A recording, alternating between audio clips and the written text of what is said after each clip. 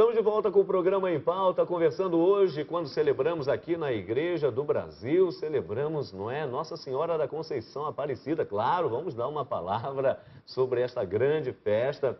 Você que acompanhou com certeza aqui pela TV Canção Nova, não é, esta grande festividade do nosso povo brasileiro, que tem um carinho todo especial para com aquela que se tornou a sua principal padroeira, não é verdade? Mas nós vamos entender também isso daí, por que Deus concede nos muitos e variados países também aí a presença da sua mãe, não é? E um presente que as várias nações acabam celebrando, e nós aqui no Brasil sempre nesse dia 12, né, que marca quando foi encontrado de forma miraculosa a imagem pequenina da Virgem Aparecida.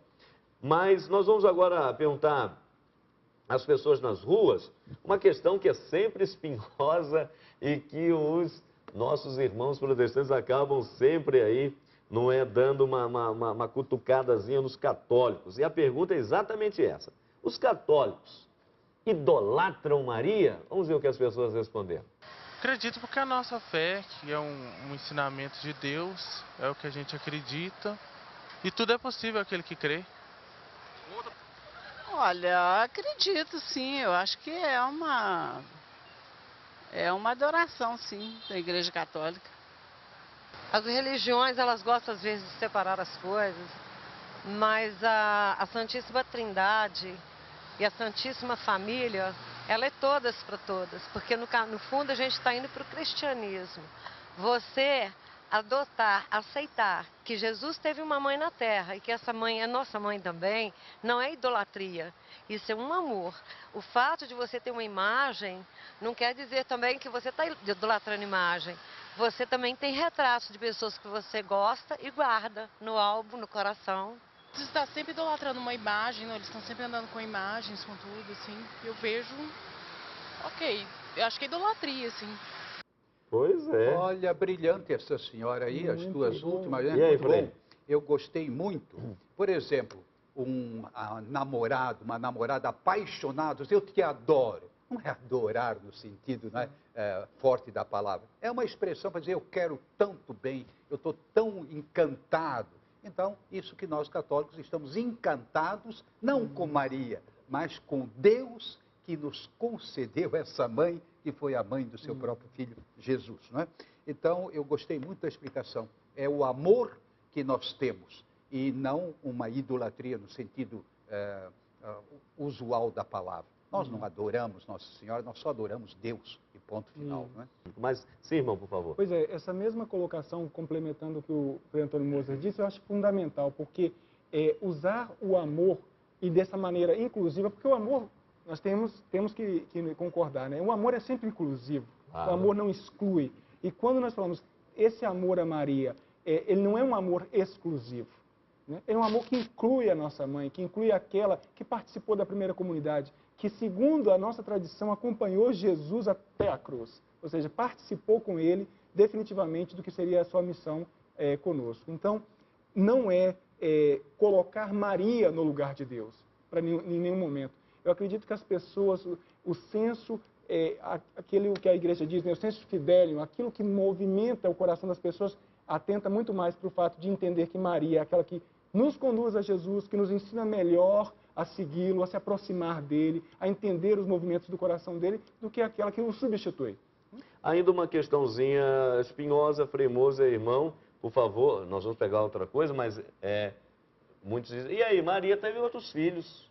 Teve ou não teve? Porque na Bíblia, e aí levar a Bíblia ao pé da letra, né? É um perigo. Não é?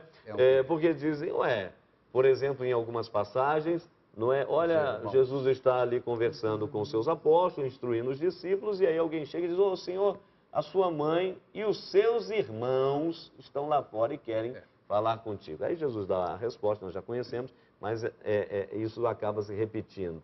E agora, a resposta de Jesus, a gente nunca repete que chega, não é?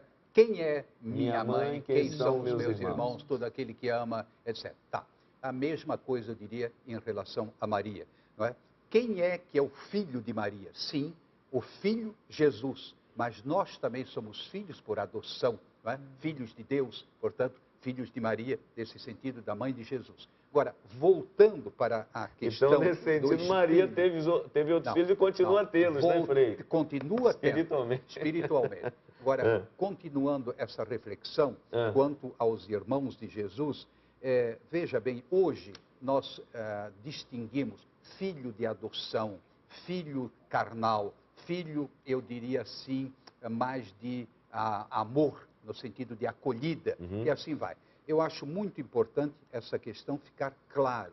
Na época se falava irmão, os que tinham o mesmo sangue, ou seja, os primos, primo e irmão, nós chamaríamos hoje. Isso já foi muito discutido e eu acho que não há o que duvidar. Depois tem um outro detalhe, se ela teve outros filhos, também são filhos de Deus no sentido forte da palavra, como Jesus é o Filho de Deus, aí é que está, evidentemente, não é, uma pergunta que sempre devemos ter presente. Mas, resumindo, Maria realmente é nossa mãe, no sentido amplo da palavra e, nesse sentido, mãe de muitos filhos.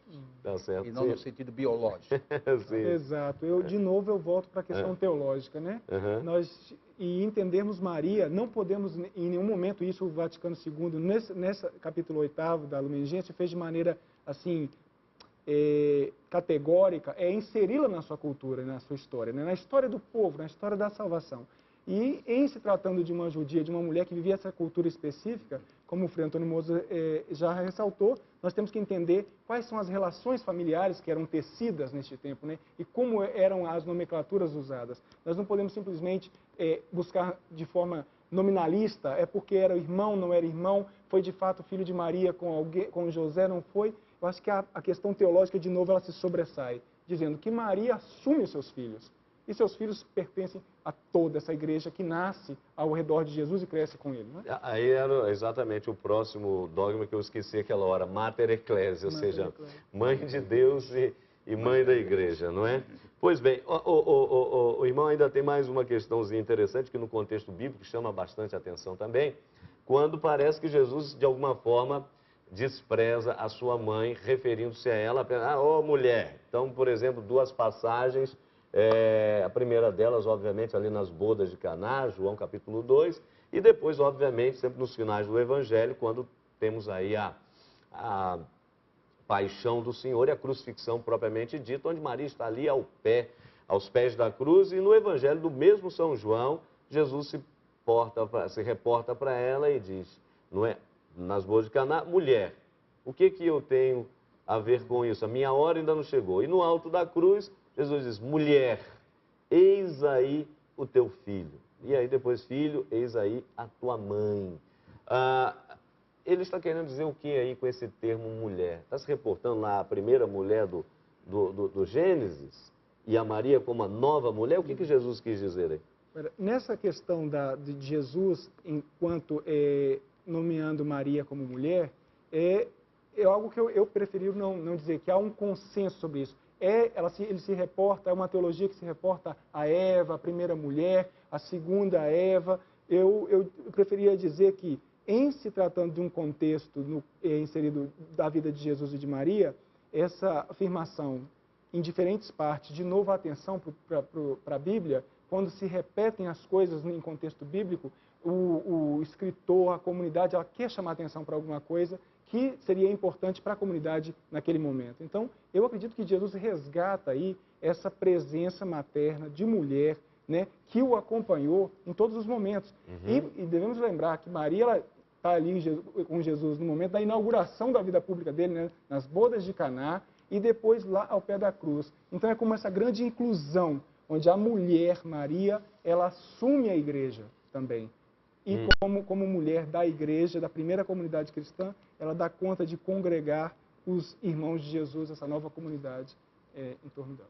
Olha, o tema de Nossa Senhora é absolutamente inesgotável. Você tem muita coisa para falar, para partilhar, para aprofundar. Está aí plenamente efervescente na vida da igreja. Uma coisa muito interessante, Frei Moser, são as devoções relacionadas a Nossa Senhora, como você tem, por exemplo, a experiência do terço, né?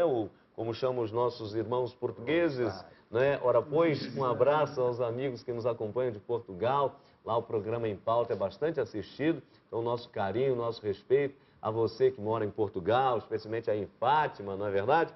Onde denomina rosário. Para nós aqui o terço, né? E aí temos os 3 terços, gozoso, doloroso e glorioso. O Papa João Paulo II, um grande devoto de Nossa Senhora, inaugurou um outro quarto, né?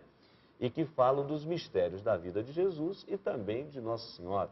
Para além disso, as ladainhas de Nossa Senhora. Eu perguntaria então, essas devoções que foram surgindo ao longo dos tempos, é uma maneira de simplificar o mistério, ou de fazê-lo chegar às pessoas mais simples, ou também se pode intelectualizar sobre eles, raciocinar sobre eles, mas mais do que intelectualizar, eles eram uma forma de catequese para as pessoas mais simples? Sem dúvida nenhuma. Olha, uma das lembranças que eu guardo, melhor 2. Uma que para chegar, quando era coroinha, para chegar até a igreja, eu tinha que passar pelo cemitério, subia correndo no inverno, até chegar à Gruta de Nossa Senhora, porque lá tinha a única luz elétrica, né?